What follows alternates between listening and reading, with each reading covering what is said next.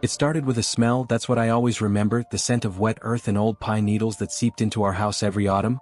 But this was different. It was July, and the air was thick with heat and the buzzing of cicadas, and this smell crept in underneath my bedroom door, a cold, damp rot that made the back of my teeth ache. I was 12, home alone for the first time because my mom had a night shift at the hospital and my dad was away on business, a fact that had filled me with a thrilling, giddy bravery until the sun went down and the shadows in the hallway grew long and purposeful. I was camped in the living room with every light blazing, the TV playing some mindless sitcom, trying to drown out the creaks and groans of our old farmhouse settling into the night. The smell got stronger, and with it came a sound, a soft, rhythmic shuff shuff shuff, like someone with damp socks was slowly pacing the hallway upstairs, right above my head. My blood turned to ice water. I muted the TV, my heart hammering against my ribs so hard I felt dizzy. The shuffling stopped. Silence, heavy and expectant. Then a faint, wet cracking sound like knuckles popping, but slower, more deliberate, coming from the top of the stairs. I couldn't move, couldn't breathe, my eyes locked on the dark maw of the stairwell. That's when I saw the first drop hit the polished wood of the bottom step. A dark, viscous splatter. Then another. Plink, plink. They were falling from the upstairs hallway, droplets of something thick and black that shone in the lamplight. A low, guttural whisper, a voice that sounded like it was made of crumbling gravel and static, drifted down. It wasn't speaking words, just noises, hungry, probing noises. I did the only thing my paralyzed brain could think of. I grabbed the heavy crystal vase from the side table, my fingers slipping on the cold surface, and I threw it with all my might not up the stairs, but at the large, ornate mirror hanging in the front hall. The crash was catastrophic, a symphony of shattering glass that broke the spell of my terror. The shuffling upstairs ceased instantly. The dripping stopped. The smell began to recede, fading back to the normal scent of lemon polish and dust. I sat there trembling until my mom came home 6 hours later, finding me white-faced amidst the wreckage of the mirror. I told her I'd heard an intruder, a story she accepted with concerned hugs. It wasn't until the next morning, when she was sweeping up the last of the glass, that she paused. "That's odd," she murmured, holding up a large triangular shard. In its reflection, clear as day, was not the reflection of the hallway behind her, but the view from the top of the stairs looking down. And standing in the reflection, peering over the banister right at the spot where I'd been sitting, was a tall, impossibly thin figure, its skin the color of a waterlogged corpse, its head cocked at an unnatural angle, and its eyes, two deep black pits, fixed directly on me. The mirror hadn't been reflecting the hall. All those years, it had been reflecting a view from a place no one in our family could see. And something had been using it to watch us. My job was soul-crushing monotony, watching grainy security footage from a chain of 24-hour laundromats, flagging any suspicious activity for my board supervisor. It was the 3 a.m. shift, the witching hour for the lonely and the lost, and my screen was split into 12 silent, grayscale squares of humming machines and flickering fluorescent lights. Laundromat number 7 on Elm and 5th was always quiet. That night, a man in a long dark coat entered, his face frustratingly obscured by a wide-brimmed hat. He didn't have a laundry bag. He just stood in the center of the room, perfectly still, for 17 minutes. I almost dismissed it as another weirdo until he moved. He didn't walk to the washing machines. He glided, his feet seeming not to touch the linoleum. He stopped in front of a top-loading washer, the one in the far corner with the out-of-order sign stuck to it. He placed his palms flat on its rounded lid, and then he began to melt. Not dissolve, but his form seemed to sink into the machine, the dark fabric of his coat flowing like oil into the coin slot and the cracks around the lid, until he was gone. The camera angle was fixed. There was no trick, no door he could have exited. He simply poured himself into a broken washing machine. I stared, my coffee forgotten and cold. 10 minutes later, the machine, the broken one, shuddered. Its drum began to turn, slowly at first, then with a violent, rattling spin. No power light came on. No water entered. It just spun, a dry, metallic grinding filling the audio feed. Then it stopped. The lid unlatched itself, swinging open with a creak. Nothing came out. The footage continued for another hour, showing an empty, silent room. I flagged it, wrote a frantic report. My supervisor laughed it off, said it was a glitch, a spliced video, told me to get some sleep. But I couldn't let it go. The next night, I hacked the system, a fireable offense, I know, to pull the raw, unedited feed. Was the same. I dug deeper into the city archives. The laundromat was built on the site of an old tenement that burned down in the 1920s. A man, a reclusive tailor known for his impeccably dark coats, had died in that fire. His body was found not in his bed, but hunched over his washing tub, his hands submerged in the water, as if he'd been trying to scrub something away. The report noted a peculiar detail. The water in the tub was ice cold, and in it floated countless threads, black as pitch, that seemed to absorb the light around them. I wasn't supposed to see that footage. And now, sometimes late at night when I'm doing my own laundry, I'll see a single jet black thread clinging to a freshly washed shirt. No matter how many times I pick it off, it's always there the next time. The silence of our house after midnight was a living thing, a dense, velvety blackness that seemed to swallow sound whole, which is why we used the baby monitor, an old, simple audio-only model from my wife's childhood, a little white plastic box with a single green light that glowed like a watchful eye on my nightstand.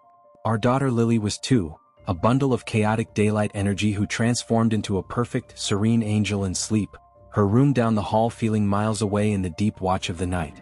The monitor was our tether, its gentle hiss of static a reassuring ocean we swam in to stay connected to her.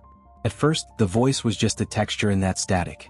I was in that hypnagogic state between wakefulness and dreams, the hiss of the monitor blending with the rustle of sheets and my wife's steady breathing. Then it crystallized, a whisper not from the room but from the speaker itself, malevolent and clear. "She's awake." My eyes snapped open. The green light wasn't on.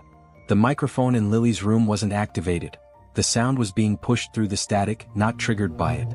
I lay frozen, my heart a frantic drum against my ribs, rationalizing. A crosstalk from a neighbor's monitor, a stray radio signal, my own sleep-deprived brain stitching coherence from noise. I crept to her door, the floorboards cold under my feet, and peered in.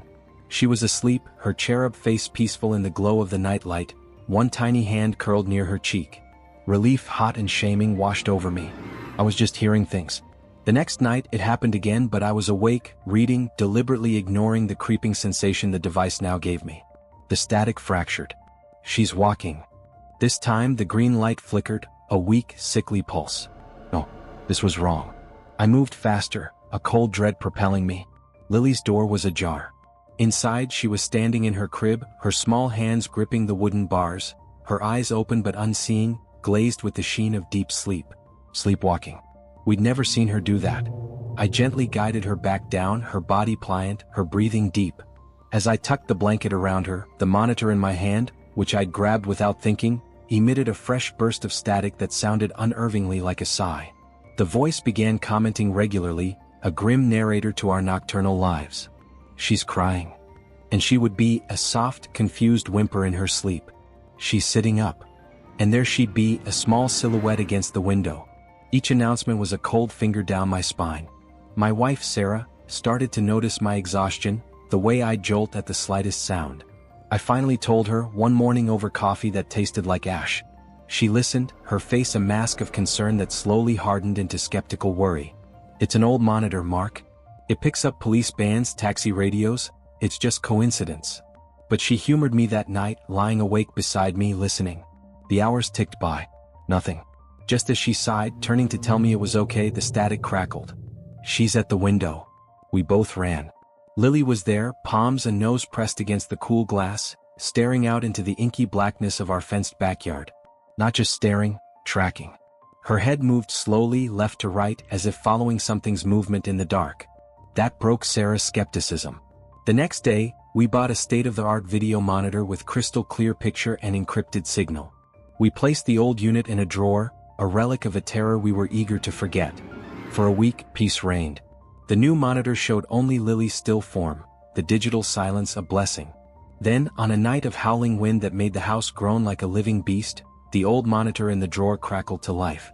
We heard it through the wood, a faint, insistent hiss. We looked at each other, horrified. It wasn't plugged in. I'd removed the batteries. The voice that came through was different. It was Lily's voice, her exact toddler cadence, but stripped of all warmth, flattened into a chilling, monotone drone. "Daddy?" it said through the drawer. On the new video screen, Lily slept soundly.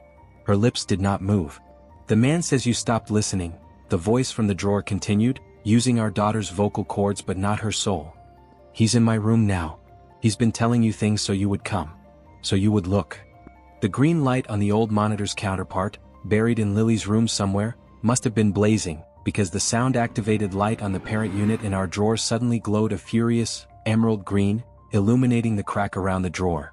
The voice wasn't coming from Lily's room. It was being picked up by the microphone on our unit in our bedroom. The thing was talking to us, through our own device, from right here with us. "He's standing right behind you," Lily's dead voice whispered.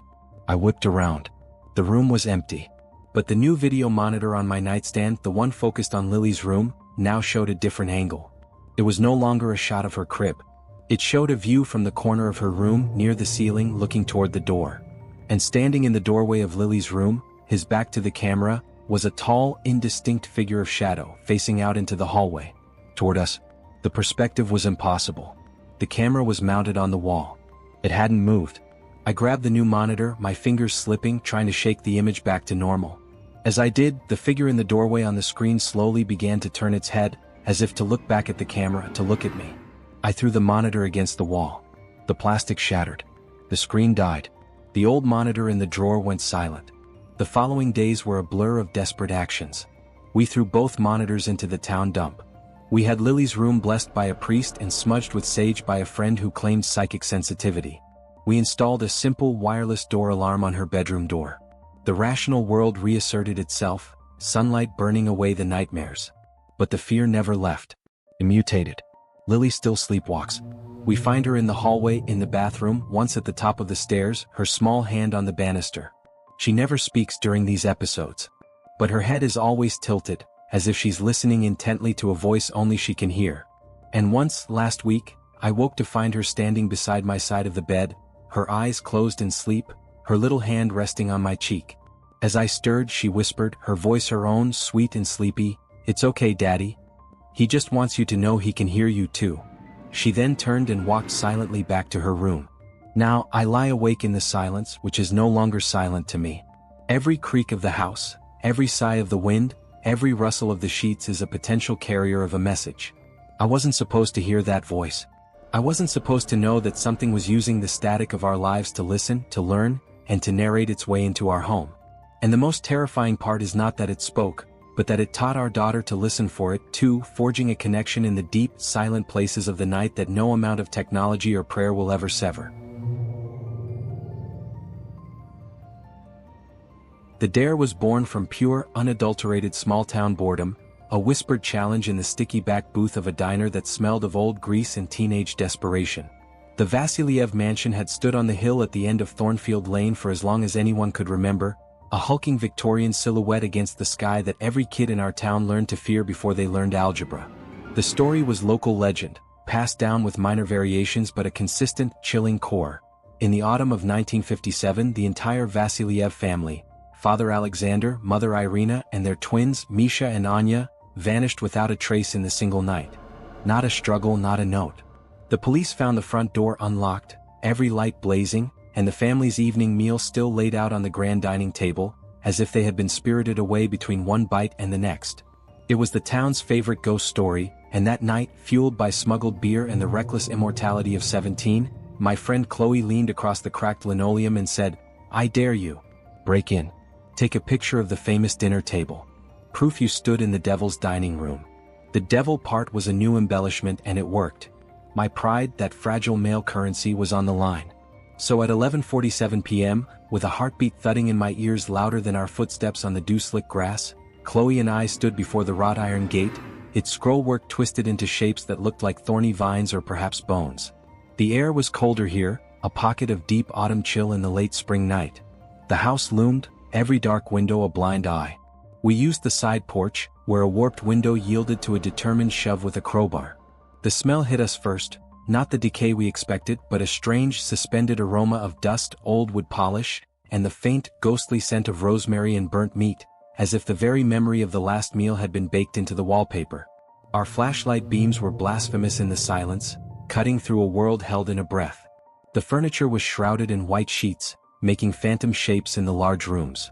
The floorboards creaked with a sound that seemed like protest, each step an intrusion into a sacred tomb. We found the dining room with a terrifying ease, as if the house was guiding us to its heart. And there it was. The table, long and mahogany, was indeed set for four. Time had done its work, but in a desiccated, museum-piece way. The plates held lumps of carbonized meat and shriveled vegetables, fossilized onto fine china. Crystal goblets stood, each with a dark ruby residue at the bottom, like dried blood. Silverware was neatly placed. It was eerily pristine in its ruin. "Holy shit," Chloe breathed, her voice swallowed by the heavy air. "It's real." My hands were trembling from cold or fear I didn't know. I pulled out my phone, the modern artifact feeling obscene in this frozen century. "Okay, proof. Let's go." I centered the table in the screen, my thumb hovering over the shutter button. The flash was on, the darkness was absolute. "Do it," Chloe whispered, her own phone recording a shaky video. I tapped the button. The world exploded in a stark, blinding white. For that infinitesimal moment of the camera's flash, a slice of time perhaps only a few milliseconds long, my eyes registered something my brain couldn't immediately process. The table was no longer empty. Seated in the high-backed chairs were 4 people. A broad-shouldered man with a thick mustache, his jaw working as he chewed. An elegant woman with a vacant, polite smile, her hand resting near her glass. 2 children, heads bowed slightly over their plates. They were solid, real, clothed in rich fabrics of 1950s cut, a deep green dress, a gray suit. The colors were muted by the monochrome blast of the flash, but they were there. They were living. They were moving. Then darkness rushed back in, leaving the purple afterimage of the window frames burned onto my retinas. As my phone screen automatically lit up to show the captured image, illuminating the room once more with its sickly blue glow, the table was again empty, laden only with dust and decay. "Did you see that?" I gasped, the words tearing from my throat. "See what?" Chloe asked, her beam scanning the empty chairs. "The flash. The people." She looked at me with wide, scared eyes. "I just saw the flash, Mark. There was nothing there. You're freaking out. Let's go. Now." She was already backing toward the door. I looked at my phone screen. The photo showed exactly what we saw now, a dusty, abandoned table. A hysterical laugh bubbled in my chest. A trick of the light. Pareidolia. My brain, steeped in the legend, had superimposed the story onto the sudden blindness of the flash. The relief was profound, tinged with embarrassment. We fled the house, the night air feeling like a baptism. Back home, in the safe, electric glow of my bedroom, the adrenaline faded into giddy exhaustion. I looked at the photo again, zooming in on the details to show my skeptical mind the mundane reality. The cracked plate, the tarnished fork. It was just a creepy old table. But as I zoomed in on one of the empty chairs, the chair where the father had been sitting in my flashborn vision, I paused. The dust on the seat was thick, a uniform gray blanket, but it wasn't smooth. There were patterns in it, subtle but undeniable. I zoomed in further, the digital magnification making the image grainy. The patterns resolved into faint, parallel lines and a slight depression in the center. It looked exactly like the texture of heavy wool fabric, like a suit jacket that had been pressed into the dust and then removed. The dust itself wasn't disturbed around the impression. It was as if the pressure had been applied from within, a perfect, recent indent in the decades-old sediment. With a cold, creeping certainty, I examined the other chairs. The woman's chair had a broader, softer impression, with a faint swirl where a skirt might have flared. The children's chairs had smaller, fainter depressions. The dust on the table before each setting was ever so slightly scuffed, as if plates had been shifted minutes, not decades, ago. My flash hadn't created an illusion. It had briefly illuminated a truth that existed in a layer of reality just out of phase with our own. The Vasiliev family hadn't vanished. They were trapped in a single moment, eternally consuming that Last Supper, forever seated at that table. The house wasn't haunted by their ghosts. It was a prison for their continuous, repeating instant. And my camera flash, a burst of raw energy, had for a split second synced our timelines, allowing me to witness their perpetual dinner. I deleted the photo immediately, a superstitious fear telling me that keeping it might tether me to that moment. But the knowledge was a stain. Now, in quiet moments, especially when eating alone, I sometimes feel a sudden, inexplicable chill. The hair on my arms will stand up, and I'll have the overwhelming, uncanny sensation that I am not dining alone, that I have become an uninvited guest at a table set for 4 in a forgotten room on a hill, and that from the corner of my eye, in the briefest flash of light from a passing car, I might just see the ghost of a man with a mustache, turning his head to see who finally joined them.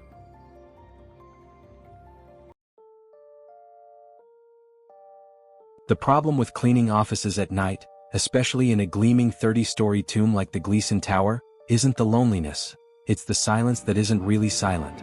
It's a vacuum filled with the hum of dormant servers behind locked doors, the intermittent groan of the building's steel skeleton cooling, and the faint high-frequency whine of electricity in the walls. A symphony of absence that gets into your bones. My name is Leo, and for 3 years, my world from 10 p.m. to 6 a.m. was one of sanitized surfaces and the ghostly traces of daytime lives. A half-empty coffee cup left in a hurry, a forgotten family photo on a desk, the lingering scent of perfume in a stairwell.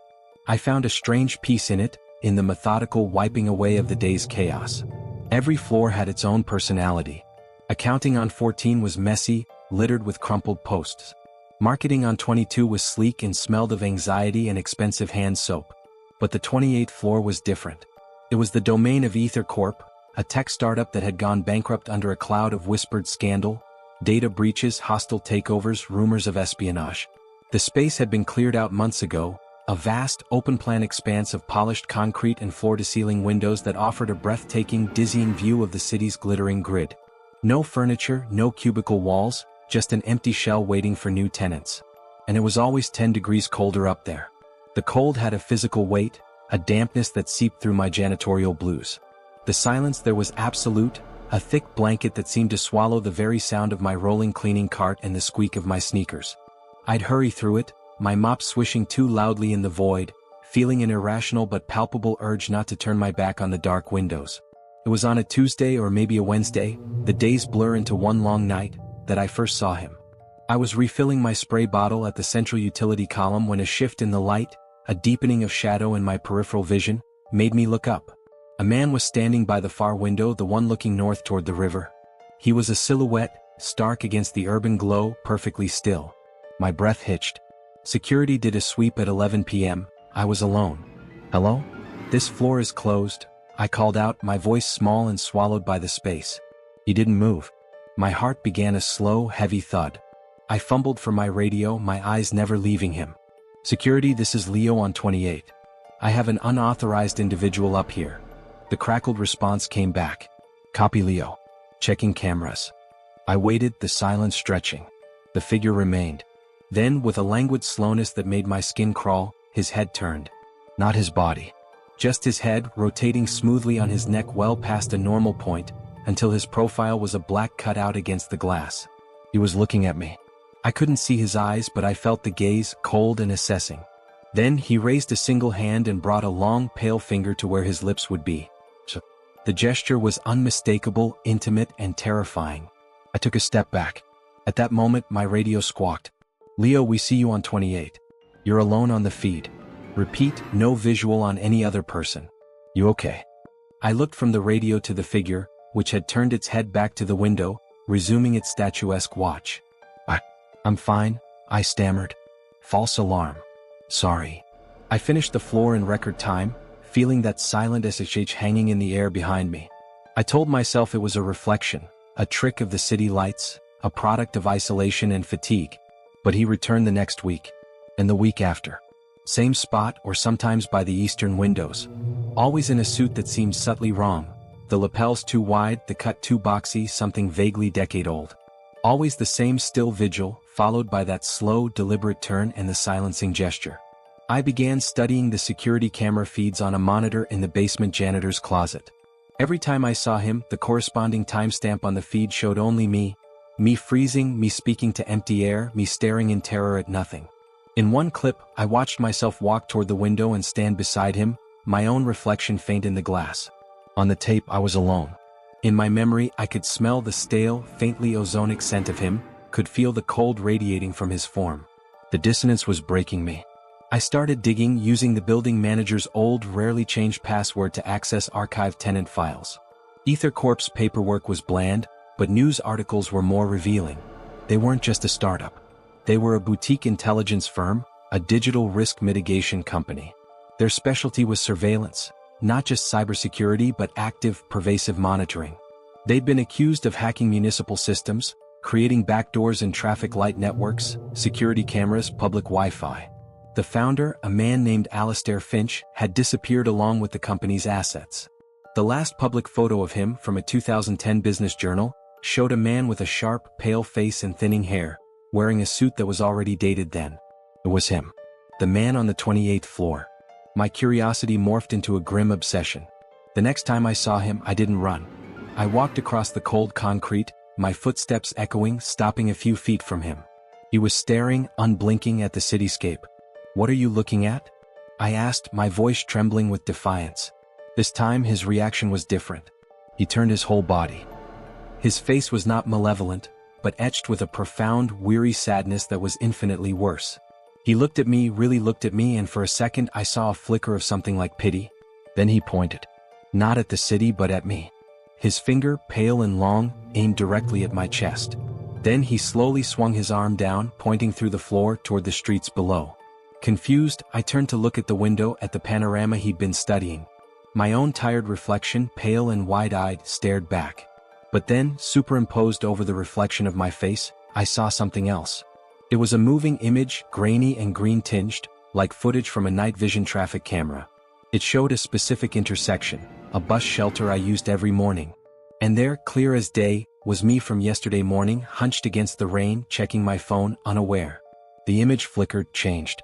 It was the feed from the ATM camera across from my favorite diner, showing me withdrawing cash last Saturday. Another flicker. The lobby security feed of my own apartment building from 2 nights ago, showing me coming home. He wasn't staring at the city. He was staring at a screen only he could see, a live, multiplexed feed of every surveillance camera in the grid, a river of silent, intimate observation. Alastair Finch hadn't left. He'd become permanently embedded in his work, a ghost in the machine, an eternal sentry condemned to watch the digital shadows he'd helped create. The 28th floor wasn't empty, it was his control room. The SAH wasn't a threat to keep me quiet. It was a professional's admonition to maintain the silence necessary for uninterrupted surveillance. I quit the next day. I moved across town. I put tape over my laptop camera. But the knowledge is a prison. I see cameras everywhere, in doorbells and thermostats on streetlights. And in every dark window at night, especially in high-rise buildings, I don't see my reflection anymore. I see a potential vantage point. I imagine a tall, sad man in an outdated suit, standing in an empty room, forever on shift, his finger pointing, showing someone else a secret, silent film of my most mundane moments. I wasn't supposed to see him. And now, I can't stop feeling that at any moment, from some unseen lens, he is still watching, a permanent fixture in the silent architecture of observation, and that my life is just one of a million silent movies playing forever on his lonely, private screen.